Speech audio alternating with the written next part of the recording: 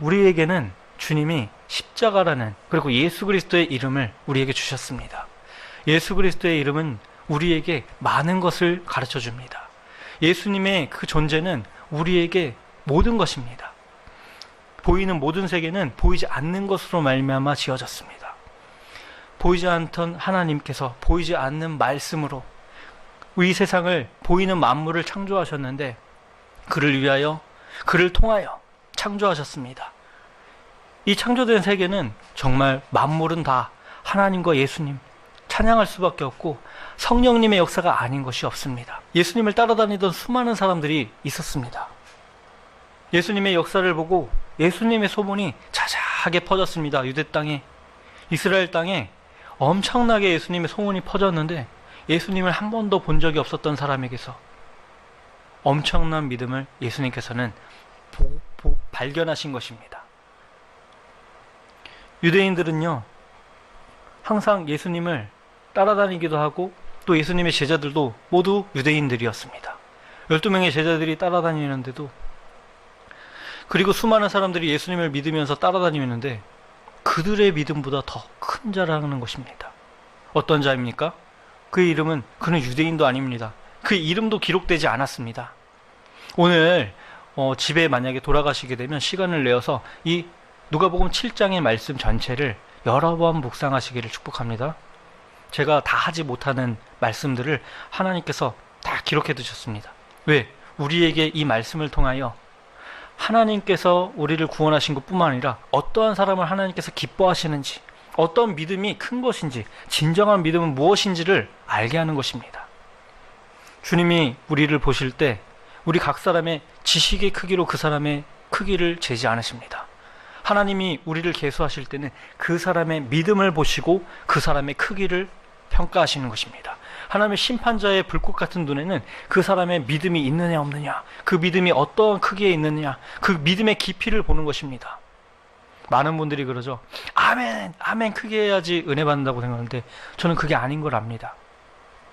그 심령에 얼마나 말씀에 감동하느냐, 얼마나 그 시간에 사람의 입술을 통해서 전해지는 그 말씀이 하나님의 말씀인지 아닌지를 분별할 줄 알고, 또 성령이 그 안에서 그 말씀을 깨닫게 하시는 역사 동시에 일어납니다.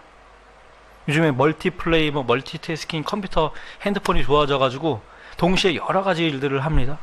그런데 우리가 어떤 일을 하든, 어디에 가든, 무슨 생각을 하든 동시에 성령님께서 함께 역사해 주셔야만 합니다. 그래야만 우리가 하나님의 뜻대로 행할 수가 있고, 하나님의 뜻대로 그 장소에 보내신 뜻을 깨닫고 거기에 순종할 수가 있습니다.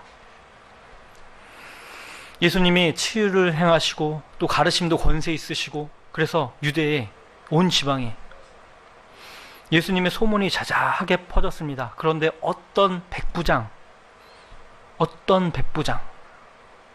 이스라엘 사람이 아니라는 것입니다. 유대인이 아니라는 것입니다. 혈통적으로 전혀 하나님과 관계가 없습니다.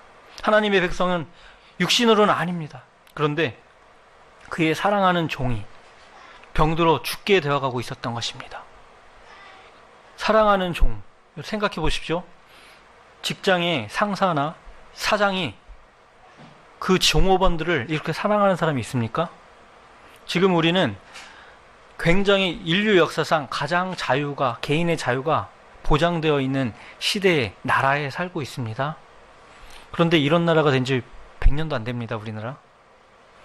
이 나라가 되기까지 얼마나 많은 사람의 피가 흘렀겠습니까? 우리나라 사람은요, 우리나라를 사랑할 줄 알아야 돼요. 하나님이 왜 한국 사람으로 태어나게 하셨겠습니까?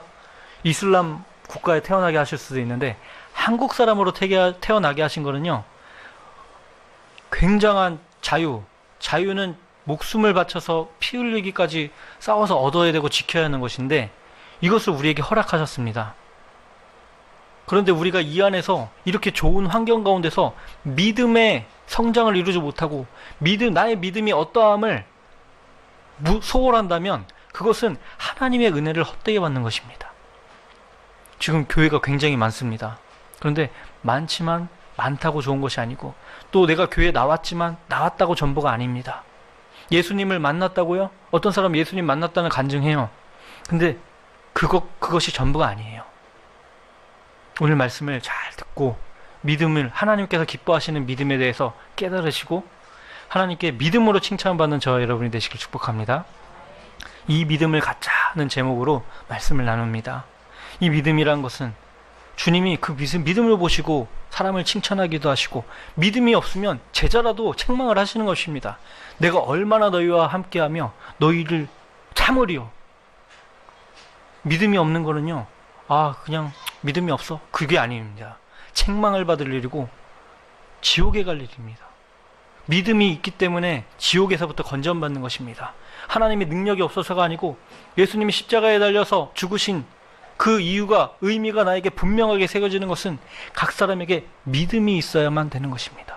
주님의 은혜를 담는 그릇은 여러분의 믿음입니다. 주님의 은혜 얼마나 내게 크게 담을 수 있느냐? 근데 그 사람의 믿음의 크기인 것입니다. 그럼 믿음의 크기는 뭘까요? 믿음의 크기는 뭘까요? 믿음의 깊이는 무엇일까요? 그것을 우리는 알아야 됩니다. 말씀은 아무도 알지 못했던 그 비밀한 것, 눈에 보이지 않는 그것을 드러내고 있습니다. 백부장은 그 사랑하는 종의 살려주심을 구하여서 원하는, 자기가 가까이 지냈던 유대의 장로 몇 명을 예수님께 보냅니다.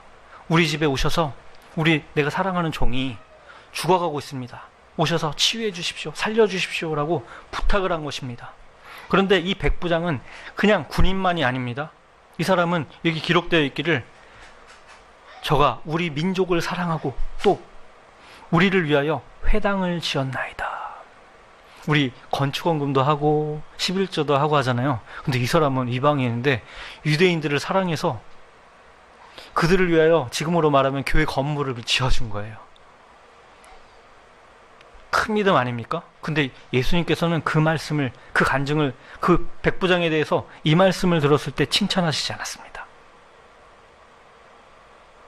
유대인 이 장로들은 백부장에 대해서 증거하면서 백부장의 부탁을, 요청을 예수님께 전달하고 있는데, 예수님은 그 말씀을 듣고 또 이 유대인 장로들은 생각할 때, 예수님이 이 사람에게 와서 이 병든 종을 고쳐주시는 것은 이 사람에게는 합당합니다.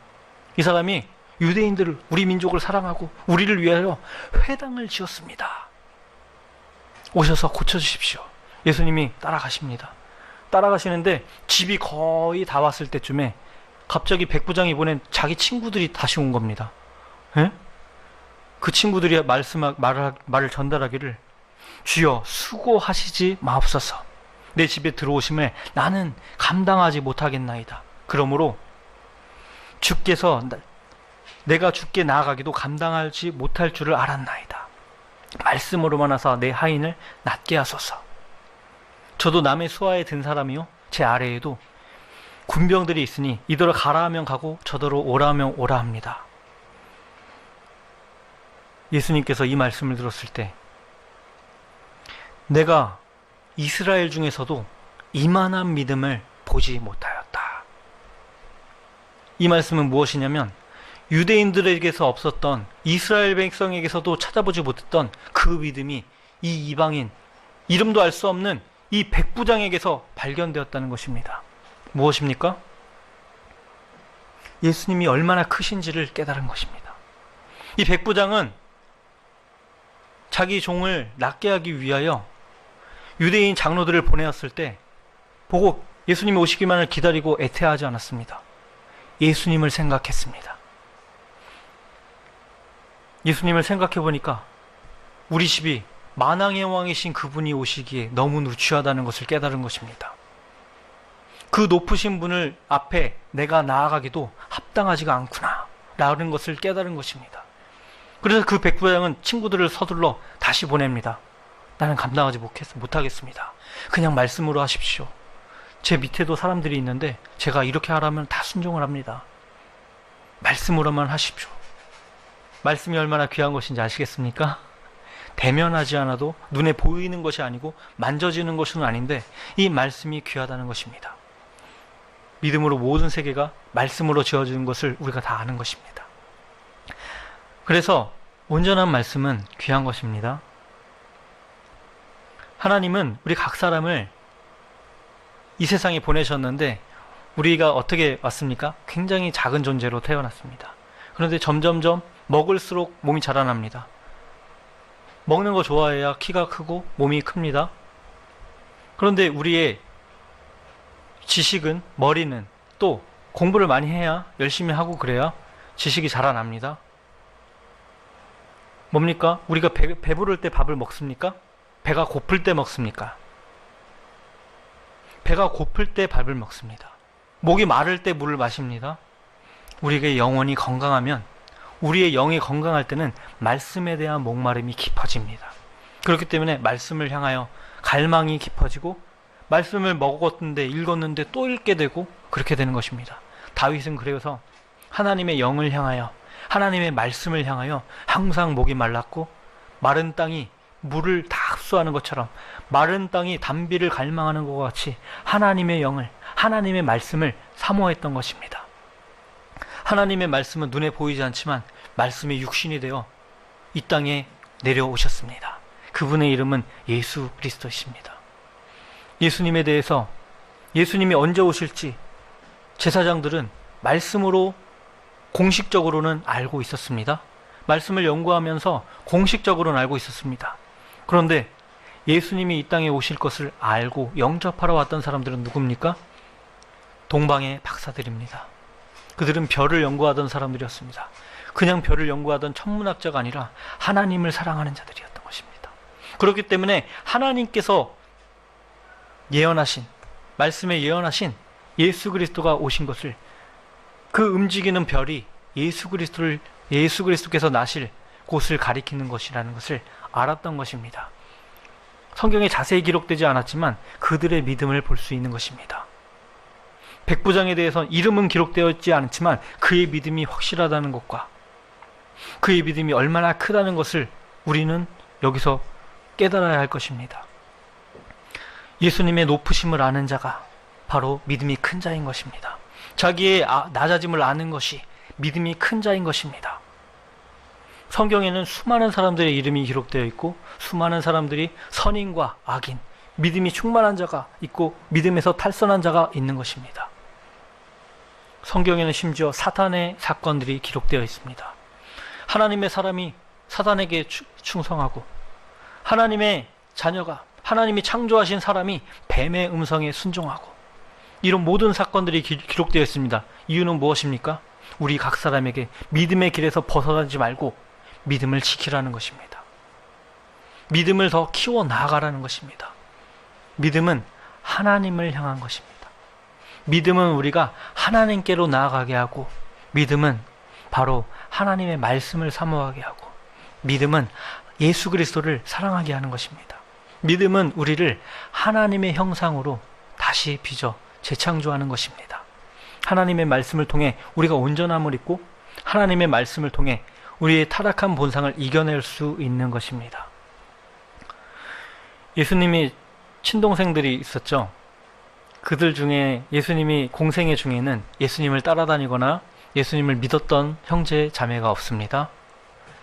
그런데 예수님이 하늘에 승천하신 이후에는 예수님을 제대로 깨닫고 예수님을 증거했던 자들이 있습니다. 그들의 이름은, 한 분의 이름은 야고보이고 또 한 사람의 이름은 유다입니다. 유다서 몇 장으로 되어있는지 아시는 분? 유다서는 요한계시록 바로 앞에 있는 한 장짜리 성경입니다. 유다가 자기가 예수님의 친동생인데도 거기에 예수님의 친동생이라는 증거를 하나도 나타내지 않습니다. 말씀을 맡은 자는 육신의 자랑을 하는 것이 아닙니다. 말씀을 맡은 자는 예수 그리스도를 온전히 드러내는 것입니다. 하나님 앞에서 자기가 누구인지, 하나님의 종, 예수 그리스도의 종으로서 말씀을 전하는 것입니다. 유다서에는 구원의 확신을 기록하고 있지 않습니다. 지금 이 시대는 구원의 확신이 유행하고 있습니다. 대세를 이루고 있습니다. 그런데 성경에서 예수님도 어떤 자들에게도 구원의 확신을 가르치지 않으셨습니다. 심지어 예수님께서 심판을, 오른쪽에 양, 왼편에 염소들을 가르실 때 염소와 양을 가르시는 심판 자리에서도 그들에게서 믿음의 확신이 있는 자들은 왼편의 염소들이었습니다. 무엇입니까? 우편에 있는 자들에게 이르시되 하나님께 복을 받은 자들이여 너희에게 복이 있을지어다. 그런데 너희는 내가 배고플 때 먹을 것을 주었고 헐벗었을 때 입혔고 내가 옥에 갇혔을 때 찾아왔다. 우리가 언제요? 저희 그런 적 없는데요. 지극히 작은 자 하나에게 한 것이 곧 나에게 한 것이다. 왼편에 있는 자들에게 너희는 내가 배고플 때 먹을 것을 주지 않았고 내가 헐벗었을 때 입히지 않았고 옥에 갇혔을 때 나를 찾아오지 않았다. 우리가 언제요? 우리는 주님의 이름으로 귀신도 쫓아내고 병도 고쳐내고 선지자 노릇 다 했는데요. 나는 너희를 모른다. 우리는 믿음으로 행하는 것은 무엇이냐? 겸손한 것입니다. 주님 앞에 겸손한 것이고 지극히 작은 자를 돌아볼 줄 아는 것입니다. 제가 사람이요, 성경에 기록되어 있는 예수님의 역사도요, 눈에 안 보일 때가 있어요. 뭐냐? 자기에게 그게 필요하지 않은 거예요.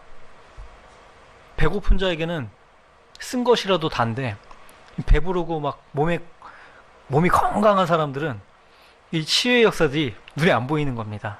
대전에 사역하시는 어떤 유명한 목사님이 그런 것이 하나도 안 보이다가 갑자기 그 병고침 안수기도 해달라고 병든 사람이 찾아왔대요.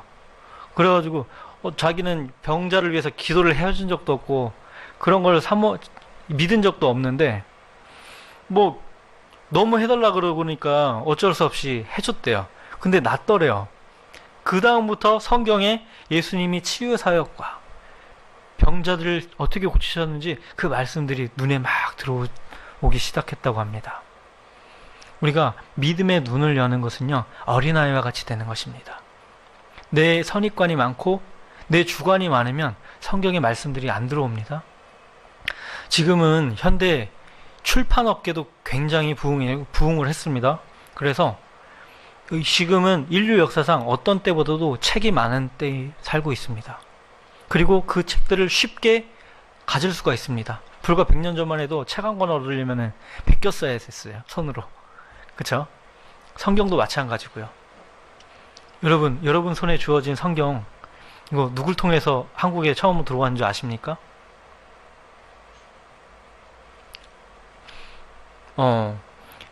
조선 말기에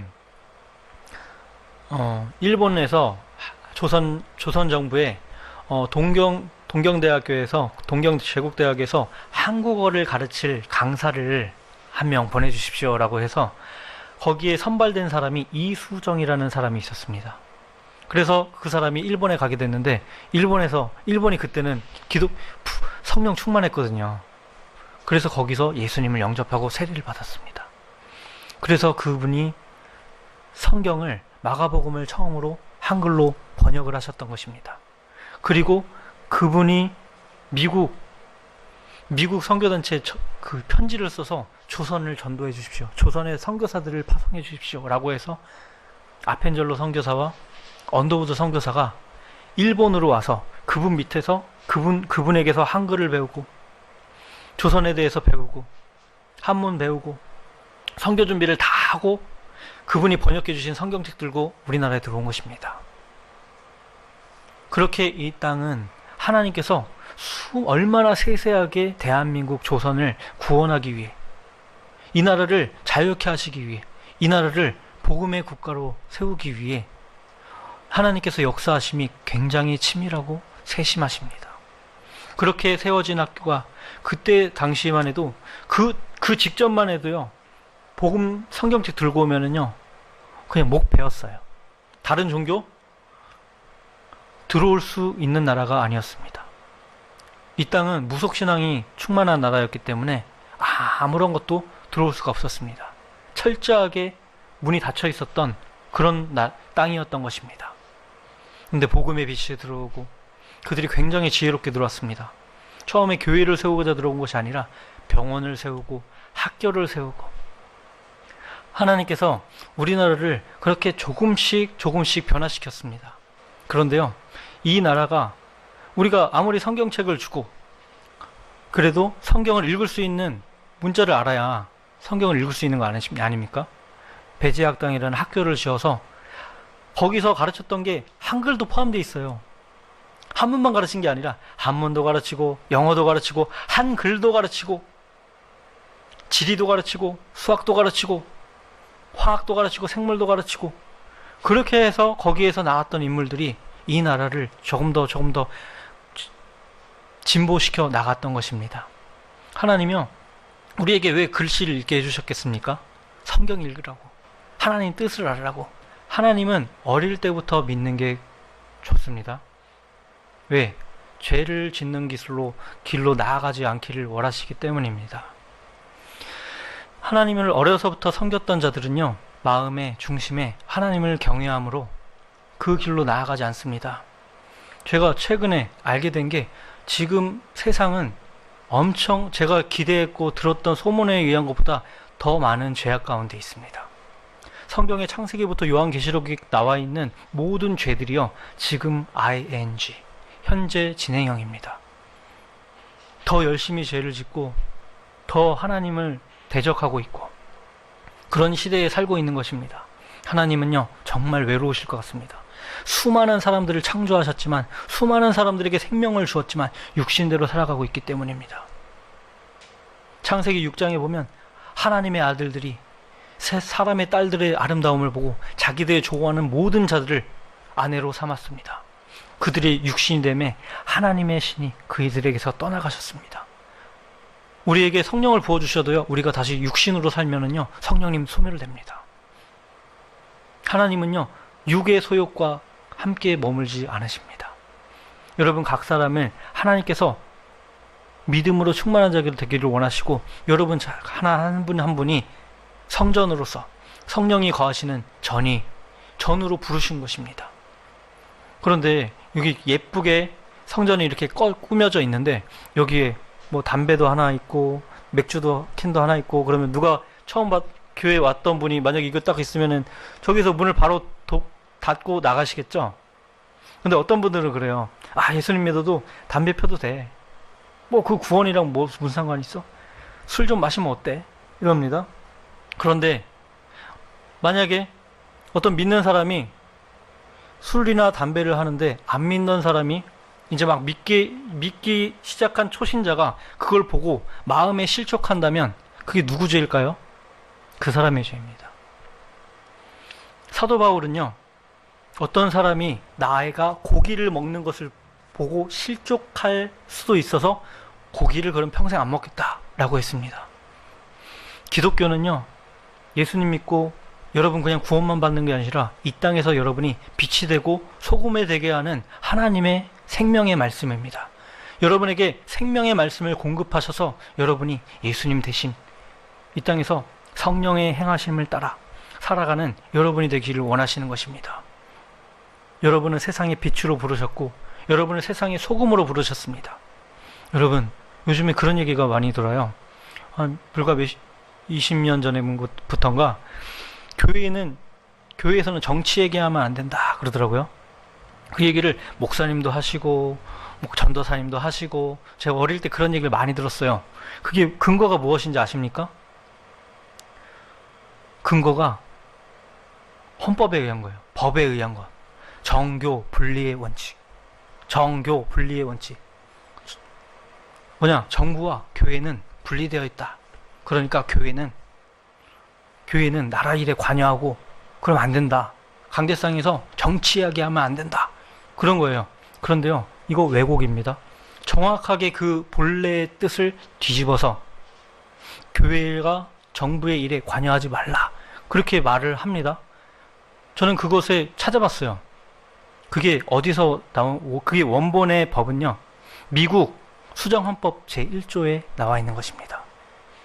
정확하게는 교회를 정부로부터, 나라로부터 보호하기 위한 법입니다. 우리는 지금 민주주의 국가에 살고 있습니다. 여러분 한 사람 한 사람이 나이가 차면 선거권을 가지고 있습니다. 무엇입니까? 여러분이 나라의 주인이라는 뜻입니다. 여러분 선거철 되면은 정치인 되려고 후보들이 누구한테 와서 인사하고 절합니까? 막 길바닥에서 막 절하죠. 누구한테 합니까? 여러분한테 합니다. 여러분. 왜? 여러분이 나라의 주인이기 때문에. 그런데 교인들은 나라의 주인이 아닙니까? 교회는 더욱더 나라의 주인을 택할 때 하나님의 뜻에 맞는 사람은 누굴까를 고민하면서 기도하면서 투표를 해야 될 것입니다. 그렇기 때문에 우리는 더욱더 높은 기준으로 사람을 뽑아야 되는 것입니다. 우리의 눈은요 틀립니다. 왜 틀리냐? 하나님의 말씀은 외모만 다루고 있지 않기 때문입니다. 행동 거지에 대해서만 뭐라 제어하시는 말씀이 아닙니다. 하나님의 말씀은요 그 사람의 믿음을 따라, 그 사람의 마음을 따라, 생각을 따라 심판하시기 때문에 모든 사람의 생각에 은밀한 것, 숨겨져 있었던 것까지 심판하시는 하나님이시기 때문에 예수님은 말씀하십니다. 여자를 보고 음욕을 품는 자마다 마음에 이미 가늠하였다. 전에 말씀하시지 않았던 놀라운 말씀이, 창세로부터 감추어졌던 말씀이 하나님의 아들 예수 그리스도의 입술을 통하여 직접 드러났습니다. 그것은 무엇이냐? 가늠하지 말라. 내 이웃의 아내를 탐내지 말라. 그것이 다가 아니라는 것입니다. 마음으로도 하지 말라. 생각으로도 하지 말라. 그런 것입니다. 그렇기 때문에 우리가 영적으로 늘 깨어 있어야 되는 것입니다. 생각이 들 때 나쁜 생각, 좋은 생각 분별하고 말씀에 비춰봐서 아니면 바로 예수님의 피로 멸하고 예수님께 회개하고 예수님 바로 회개합니다. 예수님 제가 나쁜 생각을 했습니다. 하나님 저를 용서해 주세요. 거룩하신 하나님 주님의 이름으로 저를 용서해 주십시오. 이 죄를 지워주십시오 라고 해야 되는 것입니다. 아니냐? 아니면 그 생각이 씨가 되어서 심겨서 결국은 행동으로 드러나는 것입니다.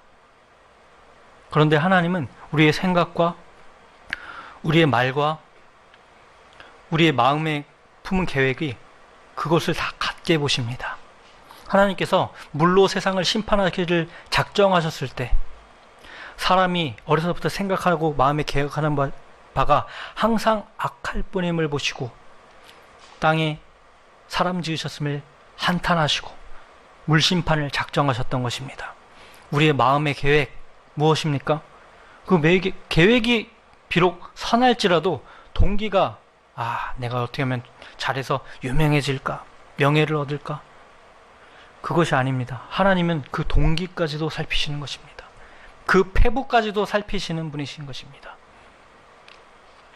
하나님은 그래서 우리가 마음에도 정결을 갖고 양심에도 정결을 갖고 심지어 우리가 생각을 할 때도 항상 조심하고 하나님을 의식하기를 원하십니다. 목사님이 최근에 저에게 며칠 전에 굉장히 귀한 간증을 해주셨어요. 학교를 가든 어디를 가든 먼저 하나님께 영광 돌리고 아침에 새벽에 눈을 뜨자마자 예수님부터 찾고 예수님을 의지하는 마음 올려드리고 기도한다고 그러시더라고요. 그렇기 때문에 주님이 함께 하시는 것입니다. 마음을 그렇게 아니면 지킬 수가 없습니다. 왜? 사단은 택하신 자라도 그 자녀라 할지라도 그 실족할 때를 물어 삼킬 때를 보고 있기 때문입니다. 아담과 하와에게는 믿음의 방해 세력이 없었어요. 믿음에 거슬릴 만한 핸드폰도 없었고 동영상을 볼 수 있는 것도 없었고 옆에 나쁜 술 친구가 있는 것도 아니었습니다. 놀러 가자고 하는 친구도 없었습니다. 그런데 뱀을 통해서 하나님이 창조하신 짐승을 통해서 사단이 역사할 줄 누가 알았겠습니까? 거기다가 그에게 직접 유혹을 했다면 넘어가지 않았을 것입니다. 자기 아내를 통해서 이렇게 넘어올 줄 어떻게 알았겠습니까?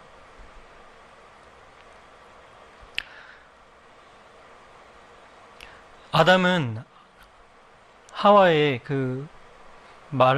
전달해주는 뱀의 말을 듣고 함께 선악과를 먹었습니다. 그런데 아내가 말을 한다 할지라도 듣지 않고 믿음에 승리했던 분이 계십니다. 그 이름은 욥입니다.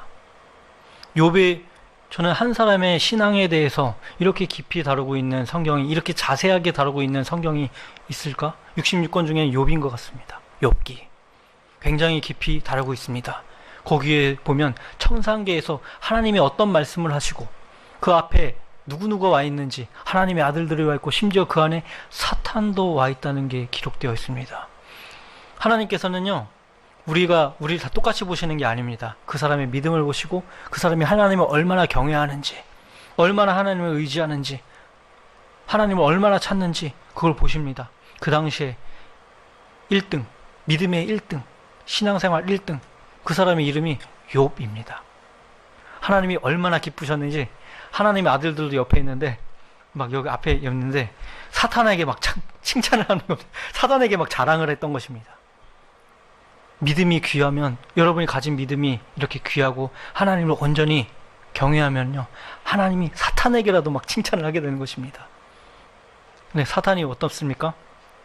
아무리 하나님의 말씀이라도 에이, 욥이 다 이유가 있다니까요. 하나님이 축복하셔서 그렇잖아요. 그거 축복하셨던 거 다 없어보세요 한번. 그러면은 분명히 하나님 부인할걸요? 그 믿음 가짜라는 거 드러날걸요? 그러냐? 한번 해봐라. 다 해요. 막 집이 갑자기 무너지고, 짐승 때 목동이 거기 불이 내려고, 갑자기 자녀까지 죽어버려요. 한순간에. 사람에게 일어날 수 있는 최악의 일이 일어났습니다. 어쩌면 아브라함의 믿음보다 더 클지도 모르겠어요. 아브라함의 믿음 그냥 믿음 아닙니다. 본토 친척 아비집을 떠나 내가 지시할 땅으로 가라. 그런 음성을 들었을 때 이사 갈 수 있는 사람 없습니다. 이사 가는 것도 쉬운 일이 아닌데, 심지어 어디로 이사 갈 줄도 모르는데 모든 것을 다 내려놓고 떠나려고 할 때 그 음성을 듣고 움직일 수 있는 사람이 몇이나 되겠습니까? 현실적인 이유와 근거를 대서 하나님, 이래서 안 되겠고 저래서 안 되겠는데요, 이런 이유 때문에 안 되겠는데요 라고 할 것입니다. 욥에게 두 번째 시험이 내립니다. 하나님께서 너무 기쁘셨어요. 사단아, 내 말이 맞지? 욥 정말 신실하지? 하나님을 경외하고 나를 경외하고 악에서 떠나 있고 이와 같이 땅에 순전한 사람이 없지? 맞지? 그러니까 에이, 아직 생명은 몸을 한번 건강하니까, 하나님 건강을 한번 쳐보십시오. 건강하니까 그래도 잘 믿는 겁니다. 그러냐? 그러면 그의 생명만 건드리지 말고 건강을 쳐다 허락한다. 우리는요, 어느 단계의 믿음일지 몰라요. 내가 갖고 있는, 주님께 받았던 어떠한 것을 잃어버렸을 때 내 믿음이 하나님에게서 가짜인 것을 드러낼지 몰라요. 내 자녀가 어떻게 됐을 때 하나님께 나의 불신앙을 드러낼지도 몰라요. 내 건강이 어떻게 돼서 목숨이 위태할 때 나의 불신앙이 드러날지 모릅니다.